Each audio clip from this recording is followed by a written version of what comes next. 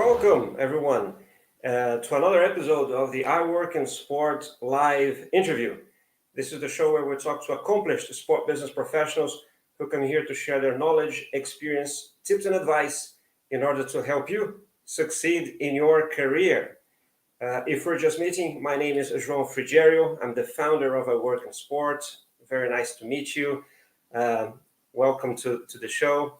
And thank you so much for being here. Let me know in the comments if this is your first time or if you're coming back. And as usual, I always ask you watching there, where are you watching from? It's always great to know. And of course, if you're watching the replay, also leave that information in the comments for us. If you don't know iWorkinSport, we're a platform to help you accelerate your career in sport. If you want to work in sport or if you already work in sport, we can help you either way. We organize events which connect you with recruiters in the industry if you're looking for a job, or with academic programs if you're actually looking for a course in order to help you in your career. In fact, we do have two of those events coming up. Let me show one of them here. There you go. Here, the Education Virtual Expo will take place online on the 6th and 7th of April. It's free to attend. You meet some of the best programs in sports management in the world there. So if you want to register to that, there's a link in the description. You can go to that. The other event that is also coming up is the job fair, that we're going back to Lausanne, to the Swiss Tech Convention Center. With the last 2 years, we've done that online. And we're very pleased to celebrate our fifth event, the fifth anniversary. So it starts in 2017.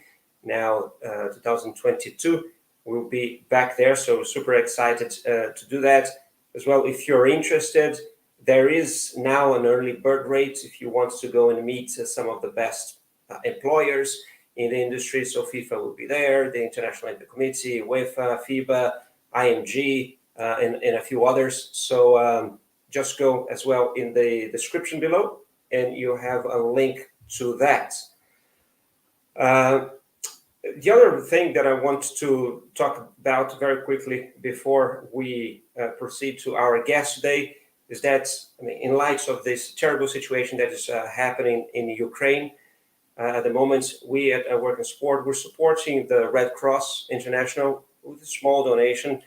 And if possible, we'd like to invite you to do the same. So we included a link in the description. Don't need to go through iWorkinSport at all. Just a link to the Red Cross. If you're interested in and are wondering how you can maybe help people in need, there's a link there in the description. However, if in addition to that, you would like to show more support, explicit some support, we also designed these special edition t-shirts that we are selling in our store, iWorkinSport.com/store, or actually there's a link in the description as well. And all the proceeds from the sales of those shirts will also be donated to the Red Cross. So we already had a few people that went and are supporting that cause. If you want to help, you can do that as well. So let me now, with that out of the way, let me go to our guest. Today we're going to talk to Bernardo Morais Palmeiro. If that sounded Portuguese to you, you're right. That's because it is.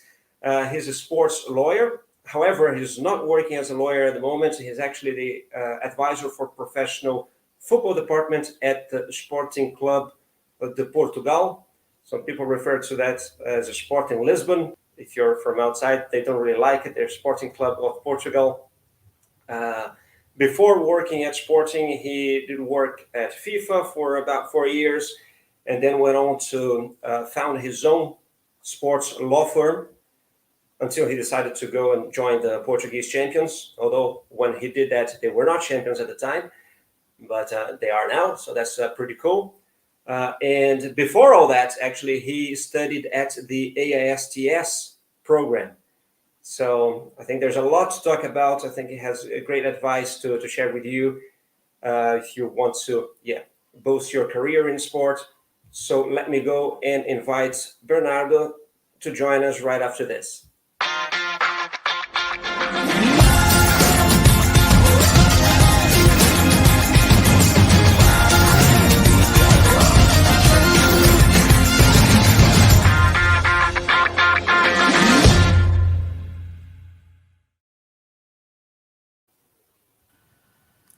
Bernardo, bem-vindo. Welcome. How are you?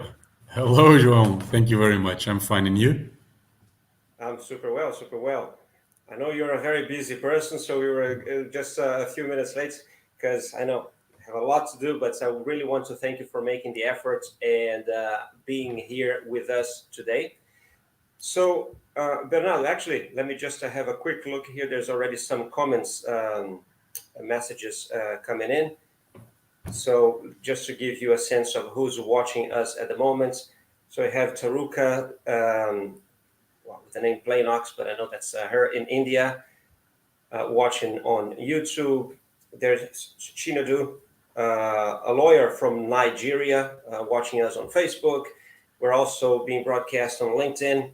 So Hanin saying that it's her first time. So from Jordan, welcome. Great to see you here.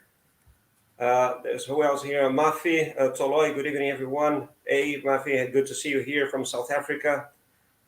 Otacílio in Brazil. Thank you for being with us again, Otacílio. Jesus in Rennes, France. There's Regina saying hi from Brazil as well. Nice to see you here. And Taras, first time. He's from Ukraine. Great to hear. To have you here. Be strong, my friend. We're really looking forward for having some peace as soon as possible. Bernardo, that was great that some people got active right at the start, saying hi from all over the world, as you could see. Yeah. So I think that I just gave a very brief summary of your career at the start, but why don't you actually tell us, give us a summary of your career, tell us, what you did. We know what you studied, you're a lawyer, but maybe how you went from being a lawyer to actually start working in sport and until where you are now. Thank you very much, John. So first of all, greetings to everyone, wherever you are. Thank you for wasting your time and joining us. Also, apologies for this small delay. I was just out of a meeting, so it got me a little bit stuck. But it's a pleasure to be here. It's a pleasure to share my experience with everyone and all of you. I have my own path, and I'm sure that there's other people with interesting paths. So let's start here. As you said, I studied law, so that's my main background. I'm a sports fan, like I think almost everyone that wants to work in sports. We have this sports passion. I played several sports throughout my career, but I studied law. And in Portugal, you have this. At the moment when I finished my law degree, you had 3-year internship. So I always wanted to join sports, but I wanted to terminate, let's say, the full scope of my studies so I could be a lawyer. So I joined a law firm in Lisbon, Portugal, where I developed and got specialized in tax law. After that, I continued to work there. So I stayed in the law firm for around 6 and 7 years. By the time that I finally decided that I really wanted to join the sports world. What I considered at that time is that when I worked as a lawyer for those 6-7 years, I took a tax master's and another, let's say, general management master's to prepare a little bit my future. So I decided that although obviously my future and my background would be as a lawyer and probably trying to understand where it could go, but always having this background, I believe that doing this sports management master's would probably be suitable because working in a federation, working at a club, I don't know, I had some ideas as I will share in a little bit further along, but I wanted to broader, let's say, the scope of the activity and understanding of what I could do in the future and learning a little bit more about the sports industry. At that time, there's another Portuguese, very good friend of mine, Paolo, that did the AISTS as well. He studied in college with me, the same college here in Lisbon. He worked in, let's say, a competitor law firm. We used to play a lot of football against each other. And he was the one that did AISTS before me. So I started speaking with him, asking if he was enjoying. And that was a little bit how I got to know AISTS. We started talking. He incentivized me. That would be a good course, and that's a little bit how I got into it. And that's it. End of 2012, 2013, I moved to Lausanne, did my masters, and throughout the classes, I was very lucky that the FIFA opportunity came along. So I think around April, May, I closed the job with FIFA starting in August. And then August 2013, I started at FIFA, and then I stayed 4 years there until 2017 when I decided to come back and create my own law firm. I knew that my years at FIFA gave me this understanding of the market, the international market, the Portuguese market as well.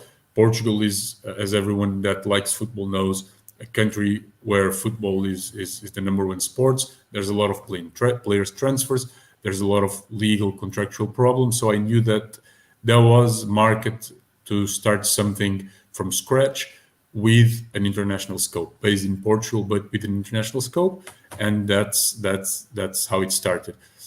Things were going very well. As far as I know, things are still going very well to 14 Sports Law, which was the law firm that I created.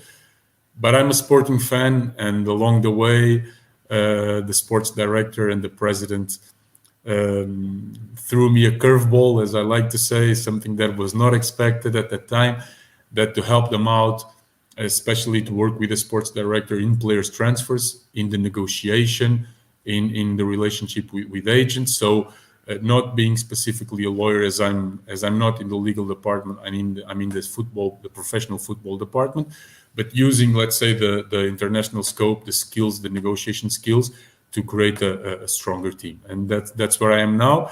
As you said, I've been very lucky because I've been seeing and let's say and leaving a winning team, a winning club. Still fighting for a lot of things right now. So that's where I stand now. And for you there, for everyone watching, that's a little bit, let's say, the skeleton of my progress for the last 10 years, let's say.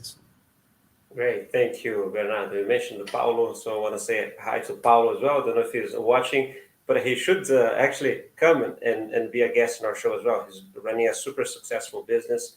I met him recently at the Benfica match. He's a huge Benfica fan, so I can imagine you Sporting and him Benfica playing football.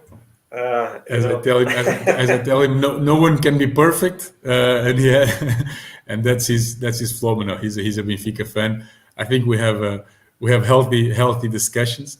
But yeah, he's a very good friend of mine. We chat a lot about sports and the sports industry, and he would be a great guy to have here in the future. He has a very good experience and different one as well. So hopefully I'll be on the other side watching him speak. Yes, definitely. That would be great. I have to say that he's a good player, but I think you're even better. I forgot to say that at my intro. You're a good football player. Anyway, we play in different positions. Everyone is needed. Anyway, so now you transitioned from, you've been working as a lawyer for many years in sports, and now you're invited to go and join your club, the club that you support, but not in the legal department. And so what is your day like then? So explain to people what then the advisor for the professional department. I'm, as I told you, I'm not in the legal department, so specific, things that happen in the football. When I was at FIFA, I used to do all that. and like the disciplinary procedures and so on. And now I don't handle that. I'm more in the negotiation side of things, and eventually the contractual side of things every now and then. If we are abroad negotiating something and if needed, I do it. But then Sporting has its own legal department. It's a very good legal department to support us. But basically, it depends on the time of the year. As you can imagine, working with the sports director in all the negotiations and the transfer of players, the transfer windows are the busiest time of the year, a little bit before when everything starts getting ready. So, obviously the football players, the identification of the football players comes from scouting, and obviously the technical team with the coach always involved.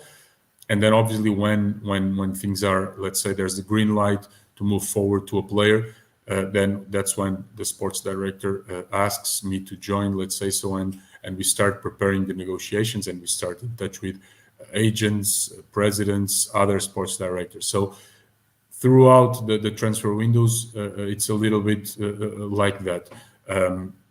Because people sometimes don't know, but a transfer of a player can take 1, 2, 3 months to prepare, to negotiate. Things go back and forward.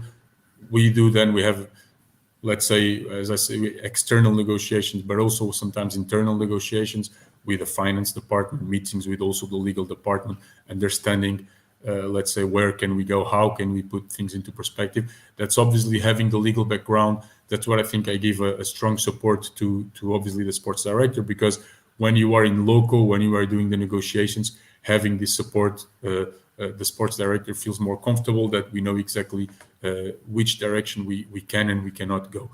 Outside the transfer window, I handle a lot the negotiations with agents. Some let's say some situations that need to be sorted out regarding payments, the day-to-day situation with agents. So that's something that outside the transfer window I handle a lot. As people can understand, it's tens, sometimes hundreds of transfers throughout a certain period of time. So there's a lot of different agents to deal with, and also international, let's say, relations and stakeholders. Since I have this international experience, that's something that I've been starting to do here at Sporting, the European Club Association, sometimes also relationships with FIFA, specific processes. So it's a little bit, it's not a, let's say, 9-to-5 job, not at all. And it depends on the day-to-day, but normally I have a normal day organizing myself. Sometimes I'm at the stadium, sometimes I'm at the academy. Again, it depends on the meetings, internal, external meetings. I have this, as the word says, it's a little bit advisor. It's a little bit of a broader word, but specifically because I do all these different things, and my day depends really on what is needed. But I try to spend when I can time at the academy. That's where the sports director is, but then the board is at the stadium. So I also spend some time with the board and again trying to handle all these things. Very cool. So you described a lot for me the relationship part, whether it's of course in the negotiation part during transfer windows, or then with agents once a transfer is concluded until the deadline. Then there's the whole process to actually get payments done and all that. And you also mentioned the relationship with other stakeholders such as the ECA. And what about?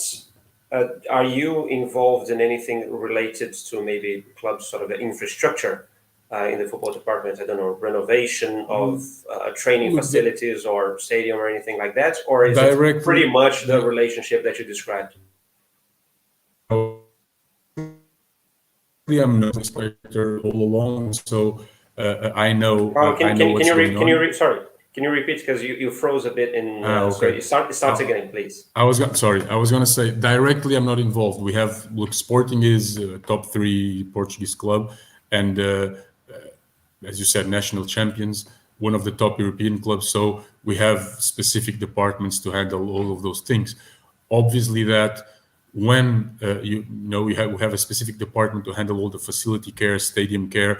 If there's anything that is connected with let's say the professional football team, normally the sports director is involved, and if the sports director is involved, I'm along with him, and the connection with the board also, as I told you, I handle that but not directly involved, because then we have a team that handles that. Great. Thank you, Bernardo. There's already some questions coming in. I'll get to that in a moment. But before we do that, you described so many things that you do. So I'm interested in knowing what is it that you like the most about your job? That's a good question. Look, at the end of the day, I have a specific view about this, to be honest with you, that you need to understand when you join a club, the same thing if you join a federation or a law firm, what's the exact goal of, let's say, the entity that you're working with or that you're working for. Federation, I've been at FIFA, federation, you know, if it's FIFA, it governs world football. But if it's a club, the goal of a club, obviously, it's depending on the department. In this case, it's professional football, but Sporting has a lot of other modalities, has a lot of other sports. And the goal of a club is to be the most possible, to be very successful in each sport. So if you are a negotiator, a lawyer, a sports director, at the end of the day, what you need to do is what's best for the club. In case of professional football, in the professional football department, obviously, it's to do things the best possible way so that those 11 players that every other Sunday, every other Wednesday are on the pitch have their conditions to perform the best, to win, and then to become more successful, to put the club in a higher stance. So for me, obviously, I think with my background and my experience, I really enjoy the negotiations, the players' negotiations, the transfers. It's something that I think the most people don't understand how stressful and difficult it is. They read in the newspapers, they have always their own opinion, but it's something far more complex. You're handling agents from one side, players from the other, clubs from the other, sometimes investors involved with clubs. So you need to understand this landscape, and I think that we're studying it, and this is a good thing. We are here also about this, studying at AISTS and then working at FIFA. I handled with a lot of different nationalities. I think with AISTS at my year, we had 41 different nationalities, if I'm not mistaken. Right. Wow. And that gives you a very good understanding and a capacity to read people, to understand where you are. And I think that's where I grew up a lot with my international experience. So I think it helps a lot in those transfers and at the moment you're negotiating, because part of the negotiation is understanding who is on the other side, trying to anticipate exactly what are their needs, what are their goals, what are their problems sometimes, because if you can help them sort out their own problems, you will be more successful in achieving your goal. So I think that's what makes me happier. What really I enjoy the most is and that's why I was hired to work at Sporting, was exactly for that. But I think at the end of the day, more than let's say personal success and enjoy, it's I think we need to understand at a club that it's the benefit of the club that what matters the most. That's great. Thank you, Bernardo. So just to address a few questions that are coming in, actually, Taruka has one asking if there's a crossover between the advisory role and the legal part, and you already said that it doesn't. That they have that. Look, but I can specify. I think what the legal department then becomes responsible for is the legal drafting, but the negotiation at a certain point, it's legal and regulatory. You know, it's let's say it's very common now in football. You grant the former club a percentage of a future transfer. You need to understand exactly what's the amount that you're going to pay of solidarity mechanism or training compensation. You need to understand how, if you have a loan and the other club wants an option to buy, how can you put that into the negotiation? So that there's definitely in that sense a crossover. So there's a part of the negotiation and of the advisory that becomes legal. It's not only, let's say, before we sit at the table and when we are preparing And when we do it, we prepare it internally. We have a process put in place with the finance department and other departments that sort out some other situations where we prepare where we want to go, how we want to go, let's say a strategy. But obviously at a certain stage, when we reach our goal or when we reach a common understanding between clubs or with agents, then it becomes a legal negotiation before we put it into paper, before the drafting. The drafting is, let's say, the last part of it, then the legal department comes in, but the negotiation at a certain stage, it's legal and regulatory. Great. Oh, so thank you for clarifying that. Very quickly, a shout out here to Santiago Guerrero in Colombia, saying hi. There is a question here that I think I can actually take this one. Chinedu Adipu, are there any scholarship opportunities you can link us up within relations to sports management courses, especially those of us from the third world countries or developing nations? Thank you, Chinedu. I think I can actually take this one. If, as I mentioned at the start of the event, this is exactly what we do. We're organizing an event where you'll be able to meet many of these programs. So the AISTS that Bernardo studied it will be there as well. Columbia University, a few other programs are confirmed. So it's free to attend. Go there. You'll be able to meet with their alumni and with the admissions team. Many of them have their own scholarships, and we will be giving as well $5,000 in scholarships to one of the persons that got accepted by one of those courses. Actually, we will have a draw. We did that in the last event, and we will draw the prize at the end of this month for the people that attended the event at the end of last year. And then for this new one in April, we're going to do it again. So check this out. And yeah, I think you have a lot of information there. In terms of skills, Bernardo, what were in your case, you think, the skills necessary for you to thrive in the sports business career? Look, that's I think first of all, I was lucky. I think timing and context, it's very important in life, and when it's opportunities. Sometimes you're in the right place at the right time. I think when I joined AISTS, I was 29, if I'm not mistaken.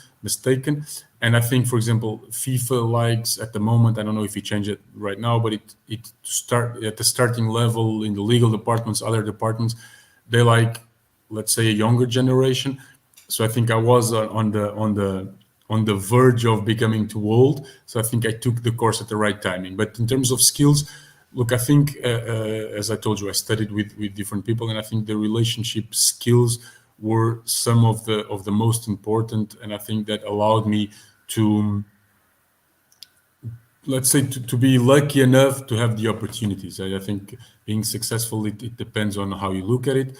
I think I've been very lucky to, first of all, decide to go into the masters. I think we are here, and I think, as you said, João, I think it's important to say that sometimes people don't understand what's the benefit of this master. I think, and the expectations that they create are a lot about learning a lot. I think it's more about learning the industry. This is a very specific industry. Stakeholders, they require some specific understanding of this world. Federations, as you can imagine, if you come from the private sector, as I did, federations are associations of members. So it's a little, you don't work to generate profit, you work to develop the sport and develop the federation. So I think when you go into a sports, let's say, even if it's a legal masters and management masters, others, João did the FIFA masters as well, and I think all other masters that there are, they give you a correct understanding of this world, and then I think after the masters you can understand exactly what you want. So I think having then, as I told you, the relationship skills, the legal skills helped me because I was the only lawyer at AISTS, and willing to continue the legal, let's say, path. So that was let's say an advantage. But I think was the relationship skills, and also at FIFA the capacity that you're working in the different environments with different people. As you can imagine, I think I studied with 7 Indians in Switzerland. There's a lot of this kind of different things, and I think I managed to have a very good relationship with everyone, and that allowed me to understand and learn a lot at that moment. So then when I joined FIFA, again, you're working with a federation that has 500 employees, probably more at this stage, many different nationalities, many different understandings of the same thing, and I think that was something that really allowed me. So I think, again, to give some hints and some recommendations, go with the correct expectations when you are looking into a master's, or if you go to the fair like João organizes, listen and try to understand what the stakeholders want, and I think that will give you an advantage. Don't look exactly only into what you want. Great. Well, so let's talk a little more about the importance of, let's say, formal education. I think education is always important, right? And I always try to differentiate whenever I'm talking to people that ask me for advice, that there's the formal one, which is the path that we did, but there's also informal education, which is, you go, there's so many ways for you to go and learn by yourself nowadays. All the information in the world is in your pockets, right, in your phone. So, but how is it? Is it something that you would recommend for everyone? Is there a specific type of people that you would recommend that course for? I'm sure that a lot of people still ask you about the program. Do you kind of recommend it to everyone, or is there a specific? That's a very interesting question. Look, I think a lot of people sometimes they don't really know what they're looking for, and I think the most important thing is understanding what you want and prepare for that. Because as you said, at this stage, there's so many ways of learning and gaining knowledge that you don't need necessarily to invest the amount of money that sometimes these courses cost. And if you look at it, I think our path and how we got in the industry was via formal studying, but other people, they don't require that. They manage to arrive there in different ways.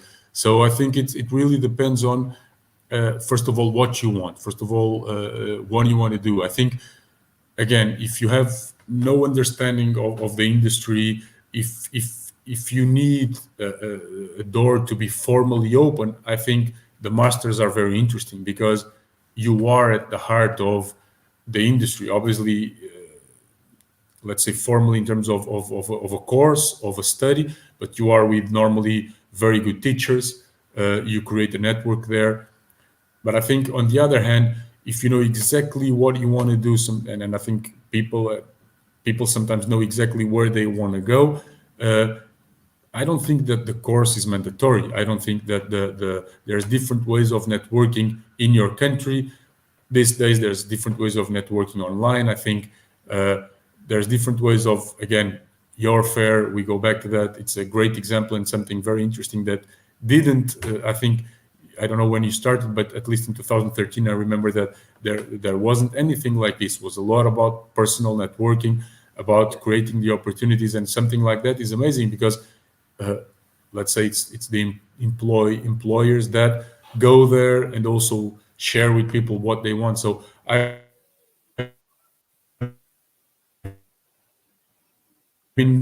I say is that try to understand, first of all, try to understand what you want, try to understand where you want to go, and then the path can be different. But I don't think that it's mandatory to do a course. I think it's important. In my case, it worked out very well, but I don't think it's mandatory. I think you can have different ways, and I think in 2022, this modern era, there's also online stuff that you can choose a little bit cheaper, and that can allow you to reach the same goal. Definitely. I say similar things. People sometimes, they come and ask me about courses in general, or sometimes the FIFA Master specifically. And it's funny. The first thing is I ask them is why they want to do the course, right?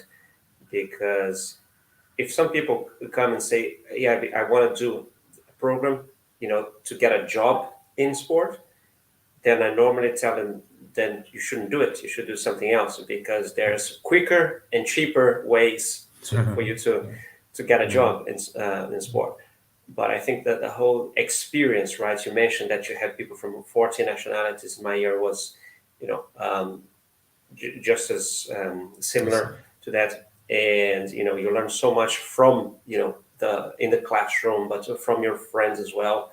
And then you have this network that you do not only with your people from your own course, but with others that you get to meet. That's super rich for life, really, not only for your career. So I think if you want to invest in that type of personal level, that's what that's when I advise people to do it. I fully agree with you. Fully agree with you on that. Yeah, I used to say that the master was the best thing I did in my life. And then I got married. I had to say now it's the second best. Listen, Bernardo, there's many questions coming here, so actually we're gonna jump to those. Sorry, there was a few that came in, and they might actually talk about things that you already talked a few minutes ago. So in order, I'm gonna go here to Tonatio Barreto. In preparation for negotiations, you're talking about the negotiations process before. What are some data sources that you use to have a solid understanding and background ahead of meetings with players and agents? And are those sources open to the public or privately owned? And do they have a cost? Do you subscribe to, what is it, Y-Scout or other things like that?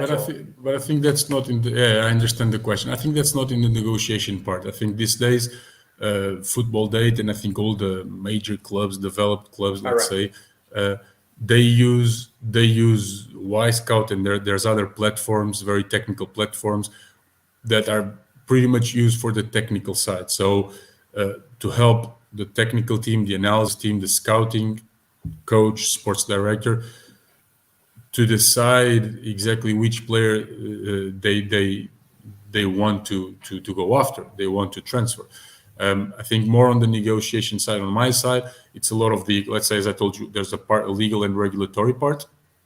And then there's a certain background that we do to understand what's the situation at the club, why they want to transfer, because sometimes you transfer because it's the right moment and the player needs to go out at that time, otherwise he's going to lose value, or the club needs money. Obviously, after 2 years of COVID, I think who follows football knows that there was a big hit in the football industry. So a lot of players transfers are done not because the clubs want to transfer the players, but because they require, let's say, the amount, the transfer fee.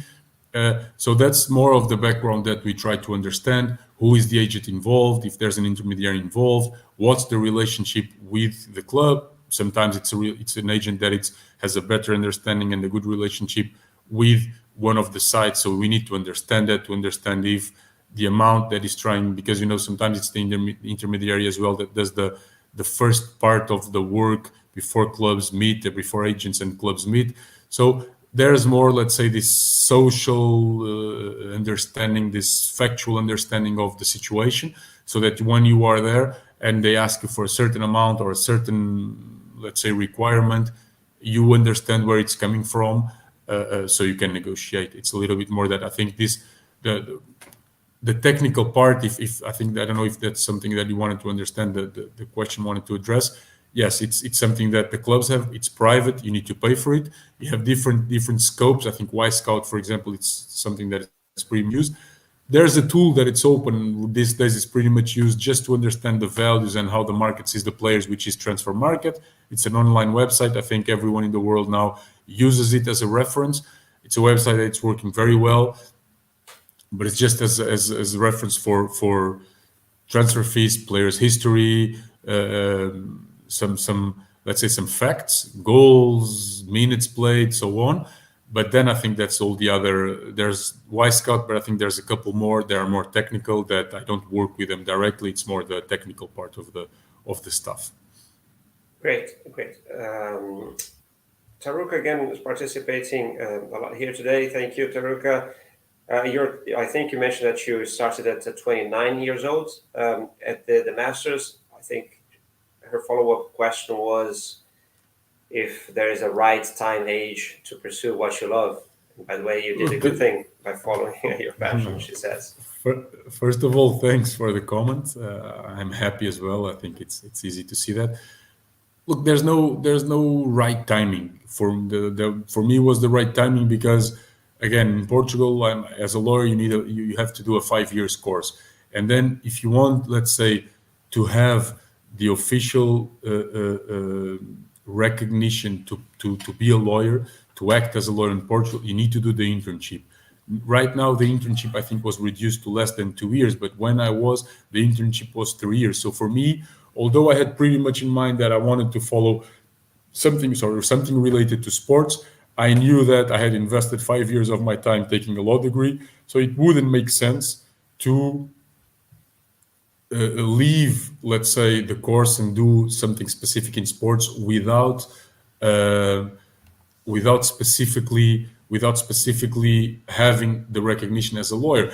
And this is something that sometimes people don't understand. But for example, in Switzerland, you can choose, you terminate the law degree and you can choose the path of being a recognized lawyer or just and recognized lawyer, meaning you pass the bar exam, or you choose not to go to the bar exam, so you don't represent clients, but you are just like you can work in a company as an interim lawyer, but you cannot go to court and so on. Here in the Portuguese market and some other markets, it's difficult because I think if you don't take that part of, if you don't pass the bar exam, then the legal course doesn't mean much. So for me, I had this process of 3 years that was really hard to stop it, so I needed to do that. And then it was a question of accepting the chance. Let's learn exactly what it is to be a lawyer. So for me, it was more when I professionally felt that I was ready to do the move, and I think, okay, I couldn't waste much more time as well. I had to, and I think it also, I spoke with João a few days ago when we were talking about this. It's also the personal part. So for me, the year that I decided to take the course, I was engaged to my wife, and my wife is half Portuguese, half American. So the idea was also for her professionally, she was ready to move abroad. And initially, the idea was to go to the United States and try the sports industry. So it was also the personal moment where we both felt that professionally and personally, we were ready to take this chance. We were getting married. It was great. It was a great experience to live together before we at some point decided to have kids. We have 3 now, by the way. So it's really, it's a question that doesn't have a specific answer. I think, as I told you before, sometimes people are afraid of doing something. And I think what I've learned is, if you know exactly what you want to do, sometimes you don't need the masters. Just follow your path, and there will always be opportunities. In my case, I took a different path. I knew that I wanted to join sports, but there was a little bit this clash between legal and a little bit more sports management. So I think that the course was the right thing to do, to create a break before, let's say, the previous 7 years of my life, if you want, the previous 12 years between the law degree and the working as specifically as a lawyer in a law firm. It was the right moment to do a break, because if I continued my path as a lawyer in the law firm, although I was looking into opportunities in sport, I think it would be much more difficult to make the shift. So in my case, it worked. I think if you are younger, and I have many friends, other Portuguese friends, Rita Figueiredo, she also did the AISTS. She's now working in France in rugby. She knew exactly that after the course she wanted to do that. She had the opportunity. We spoke. I helped her to join AISTS. So in her, it's a good experience that the course helped her to leave, let's say, Portugal.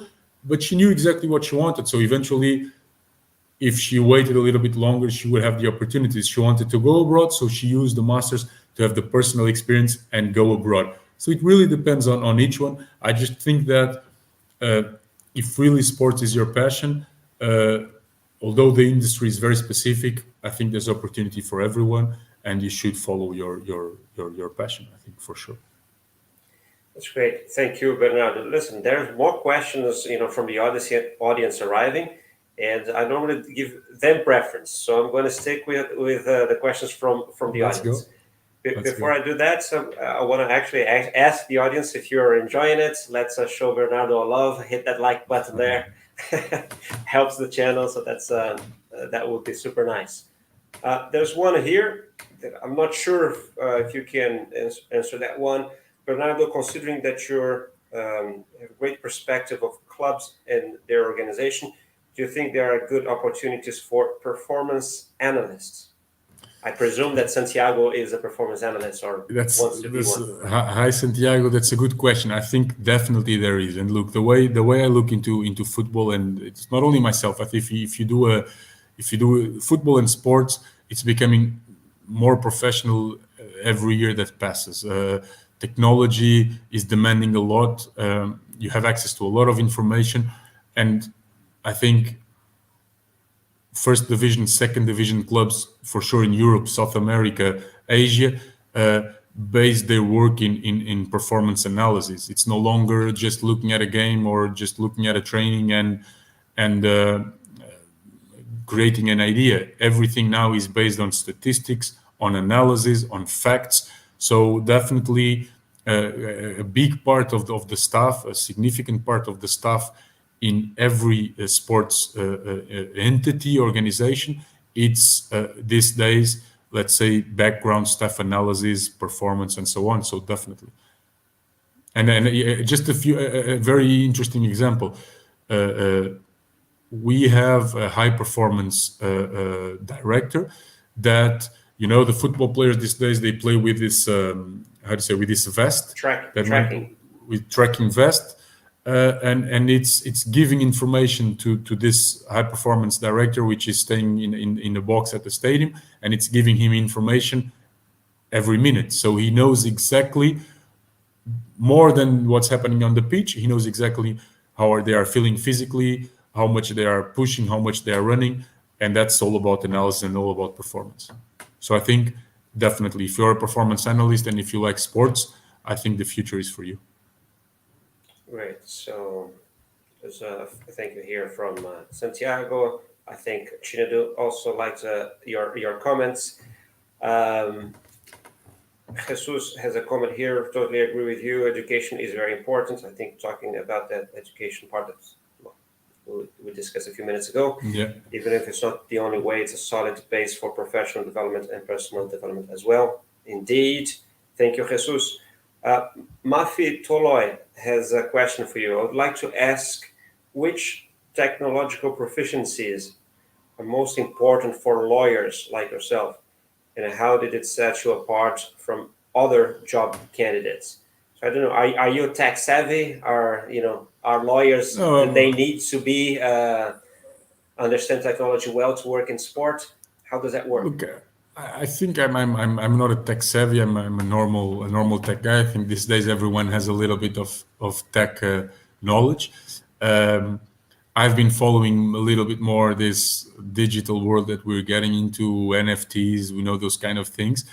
But I don't think that's what differentiates you as a lawyer. I think a lawyer, actually, the legal work these days, well, when I studied, it was a lot about books. I think everything is online now. So a computer and a good internet access is the basic for everything. Word, Excel, obviously, every now and then, as I was a tax lawyer. So I worked a lot with Excel and with numbers. That helped me out a little bit to develop a little bit of, let's say, a mathematical, little bit more understanding of things. Although I'm not a finance guy, a tax lawyer needs to understand a little bit of that. But I don't think there's a lot of, let's say, technologies that differentiate a lawyer. It's more about your knowledge and your specialization, let's say. And if you want to work in sports, is your experience and how further you've taken your studies, and studies doesn't mean a master's, but understanding regulations, because if you look at let's say FIFA, for example, these days, the FIFA legal website, it's amazing. And shout out to Emilio and his team, which is now the legal director there at FIFA. They created a very interesting job and a situation at that time. When I was at FIFA, we didn't have that. It was more internal knowledge. And now they're doing this because legal work is a lot about understanding what happened in similar situations in previous cases, so jurisprudence. And if you go to in football specifically, but in other sports, you have their own dispute resolution systems, and then you have the Court of Arbitration for Sport. And the Court of Arbitration for Sport has also a very interesting website with a lot of info. So I don't think there's anything specific that differentiate you, but I think you need to understand, let's say, the basics, and you have already something to work with. Indeed, Emilio and his teams are doing a great job there at FIFA. I'm very much looking forward for developments in the clearinghouse, project. And yeah, well done. What else? There's a few more comments coming up here. There's another one from Taruka. So, of course, IPC followed the many other international organizations and did a U-turn today after pressure from athletes and other sporting organizations. Just talking about, banning the Russian and Belarusian athletes at the Paralympics. Now, how much impact and influence do fans have on internal, she says, sporting laws of the clubs? She's talking about stadium expansion, but I think anything else that you work with, like players transfers and everything. So how much do you feel the pressure or the influence of the fans in your job? Honestly, I don't. In this case, at the moment at Sporting, we don't. I think it's a management, it's a board, and it's a coach and a sports director that follow their path. I think actually fans have a word, because without fans, sports wouldn't be what we have. Wouldn't allow us to be working here. But I think the question has different answers. I think it depends on what you're talking about. If you're a federation, an international federation, an international organization, even if it's a national organization that takes care of sports, you're developing a sport. I think you need to listen to the fans, and you need to understand exactly what's the impact that your organization is having on the fans. And sometimes fans, you can also put stakeholders in the same process, because then the sport will grow if everyone grows together, right? You cannot do something that the fans don't like, because then probably your success won't be connected to the fans. So you can have great technical, let's say, success in some things, but if the fans don't understand it, they will not follow it, they will not live it, they will not consume it. We live in an era of a lot of immediate consumption of things. So that's I think that the fans there have an impact. And again, we can talk about what the situation here. This is a situation that, for example, I'm really curious to understand how the football stakeholders will prepare the next few months, because players' contracts in Ukraine, in Russia, how some players leave the situation. We know of stories of Brazilian players that left. Ukrainian teams had a lot of Brazilian players that left. I'm pretty sure that some of them will be willing to come back. Some others won't. They have contracts. So I think we're, in that sense, it's a whole new world. So it will be interesting to see. But the international federations and organizations, I think they need to listen to the fans, but they need to understand, as I've been telling, what's the path that it's been taking, what's the goal, what's the objective, and sometimes understand if what the fans are asking for makes sense in this path or if it doesn't. In a football club, again, football clubs are associations, are created because of fans or specific group of people that have grew and become a bigger audiences. So you cannot do something because if fans don't want. I will give you an example. I think in not Germany, but I think in Italy a lot, Premier League for sure, clubs are becoming private entities. In football in Portugal, that wouldn't work. I know that at least for Sporting and other bigger clubs here, fans want to continue having the control of the club, having a word to say on who is the president. So that's where they have a word to say. So you need to listen to the fans in those specific things. And I'm pretty sure that anyone who would come and say, "Oh, I'm going to make Sporting the best team in the world, but I want to buy it," fans wouldn't go along, even if it means that Sporting would become Manchester City. They don't want that. So you need to listen to fans, and that obviously has an influence in how you regulate and organize the life of the club. In terms of my specific word, I think that the coach and the sports director specifically, and then who is negotiating, as I said before, what they need to have in mind is what's best for the club, what will make the club more successful. Because if the club is successful, if the club wins, fans will be happy. Sometimes fans will think that you paid too much for a player, or that you sold a player for less amount than you should have done it. But I think that if things are done organically, structured, with the correct mindset, and with the proper success, then fans will understand. So in these specific things, it's difficult. Then, I don't know, if you have 3 million fans, will you be able to listen to 3 million different opinions? You wouldn't. I think that's impossible. And that's why you hire people to do what theoretically they do well, so they can thrive you to success. Great. Bernardo, we're actually going already towards the end of the show here. We're almost at the 1 hour mark. It flew by. But if you have a few more minutes, just for sure. more questions. They keep coming. So let's go with it. Jaime, you smiled. I suppose you know him. So Jaime, we used to work in the same. We used to work in the same team at FIFA. Okay. He's a good friend. Thank you for participating, Jaime.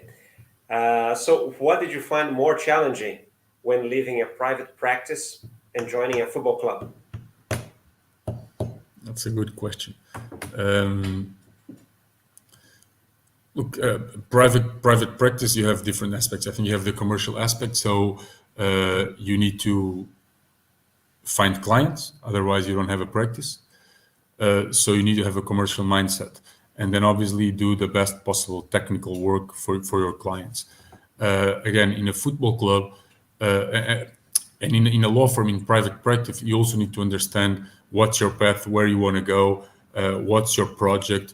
I think in a football club, as I've been saying, I think the most important thing for everyone that joins a football club is you are there for the benefit of the club. You are not there for your own success benefit. Obviously, that in a private practice, the success of your client is also your own success. I think the success of a club, it's the success of the club. So you will gain benefits from it, but you understand that you are a piece of a much broader machine, and that's the correct mindset that you need to have. It's to make the club, to leave the club in a better place when you leave, to make the best possible thing for, let's say in this case, the players, the coaches, whoever is in the at the front of, let's say, of the situation, to thrive. But it's obviously always looking at what's best for the club and not what's best for yourself. So you need to have the correct mindset, and I think that's a challenge when you leave, when you go from an organization like FIFA, in my specific case, where it was also a lot like that. Private practice brings different challenges, and coming back to an organization and understanding exactly what's your role and what you need to do. Great. Jesus. And hi to Jaime. Is that Jaime? I said Jaime. But, okay, I just... No, it's Jaime. You said okay. Well. Jesus says that it was very interesting. So thank you, Bernardo. Thank you, Jesus, for being here with us. I do have just maybe a couple more. Let's go. For my own, actually, I mean, you're a sport fan. That's why you decided to work with sports. So working at FIFA, at your law practice, and now at the club that you love, what would you say were your favorite sporting moment? I think, let's say the top one was, at the moment, I think looking at my entire career, the top one was Sporting becoming national champions. Definitely, I think that's great to see, because when I joined, Sporting was not succeeding at that stage. Although the project of this management and the work was being done, there was a project, there was a process. I think what was missing and what they did well was the coach that we have at the moment. But the first transfer window was very challenging, because at that stage was a little bit, we need to get things right. It's a club that it's turning around financially. We don't have the capacity of a big club, a big Premier League club. So we needed to do well. We needed to be successful. We needed, again, to understand that we needed quality. So that was very, very challenging. So then to see the success throughout the year and becoming national champions was probably a great experience. I think at FIFA, for example, I was involved a lot in the legal organization of tournaments. I was in the disciplinary department. One of the greatest things is that we traveled normally twice a year to tournaments, World Cups from under 17, under 19, Women's World Cup, Club World Cup, and I was lucky to be in different parts of the world. I did women's tournaments, men's tournaments. I was in Brazil in the beginning also with the World Cup there, 2014. So I think these were great moments because, again, you see where the work and the effort that you're putting into things then comes alive. And really that sometimes in under 17, and I was with Jaime in the under 20 World Cup, for example, in Chile, and you see let's say the stars of the future where they're starting. So again, you're part of a bigger thing that not necessarily just your own work, but the development of a sport. So I think that's always also great. When my private practice, again, it's a little bit different, but winning sometimes cases, dispute resolution cases where players are not being paid and you manage to have the case resolved, having your client being paid, sometimes clients that it's their last contract, it's the money that they need for the rest of their lives. It gives you a lot of joy as well because you're helping someone that otherwise wouldn't have the capacity. So I think it's depending on where you are, you can have different ways of looking at joy and success. I'm sure it does. But if I am to summarize, I think I'm going to pick the Sporting winning after 19 years when you are working at the club. Definitely. All right, Bernardo. I give you that. Last one. Don't know if you would have something from the top of your head, but I normally ask our guests here at the end if they would like to recommend a book to all the people that are here until now, stayed all that time with us. And well, thank you to everyone that is still here watching. So yeah, is there a book that's maybe helped you in your career that you would like to recommend, or you simply, or a podcast or no, that's interesting. I think now I listen to a lot of. I will start with I listen to a lot of. I'm preparing for a marathon. I will run a marathon in May in Copenhagen, so I spend a lot of time running. And I don't run listening to music. I run listening to podcasts, and I try to understand different podcasts from NFL, NBA, Premier League. Sometimes not necessarily because I'm not a big basketball fan. But it's an industry and it's everything connected, and I like to understand exactly how the industry is going. Specific books. Look, I'm reading now a book of sometimes how to be more efficient. The last few years. I don't know the name in English. I would have to check. Maybe I have it here, but it's a little bit more about. I think we live in an era where everything demands a lot from ourselves, and again, I'm working at a football club that it demands 24/7 commitment. I have three small kids. My wife has her own career, so I think a lot about there's a lot of books of successful people that can help you to be more efficient, more organized, and that's a little bit where I've bring. So there's not a specific book because I think it depends on each one. So, but those are the books, less than fiction and those things. It's a lot of books. Again, I love autobiographies. Second thing. So if there's a book that I still read back every now and then, it's Agassiz biography, and specifically because it's someone that differently that we're talking about following a passion and following a dream. He ended up having a career that at a certain stage he didn't want to because he was forced to. So it's also about mental strength and capacity open, right? Open. It's from Agassi, and it's a book where you see things different perspective. Is a father that chose a path for his kid, forced him, and actually he without at least at a certain stage having joy and being happy with it, he became one of the best players in the world. So it's all about, let's say, mental strength, mental capacity, and defining a goal that you want to reach and working for that. So that's an interesting book if I would like to recommend something. Yeah, it is indeed. Actually, Pierre Ducret from the IOC was one my guest that recommended exactly that one. Yeah. That's so interesting. And yeah, that's I like that definitely one, a good recommendation. All right, Bernardo, thank you so much. I want to thank everyone that's still here with us after this whole time. Again, if you enjoyed it, if you could hit that like button, that would be great. Just to remind you that we have two events coming up. There's the Education Virtual Expo, free to attend. There's a link in the description. There is the job fair in May. That's in person in Lausanne as well. Link in the description if you want to go there. And if you do want to support, people in need now in Ukraine, there's a link to donate directly to the Red Cross. Doesn't have to go through iWorkinSport at all.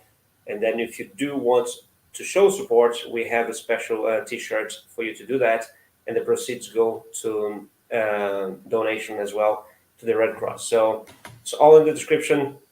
Bernardo, thank you so much. Anything else that you'd like to say before we go? No, look, I think just if anyone has any questions, just you can try to contact me, LinkedIn, those kind of professional networks. I'm available to help you out. But I think that follow. I think João and iWorkinSport, you're doing a great work. So I think they can really help you out. João has a great experience. I thank you very much for having me here. It was great to chatting and sharing a little bit my path. But if you need anything, just let me know. But I think everyone is in very good hands. And if you want to join the industry, you ask João for help and join his fair. No, honestly, I think you have a great.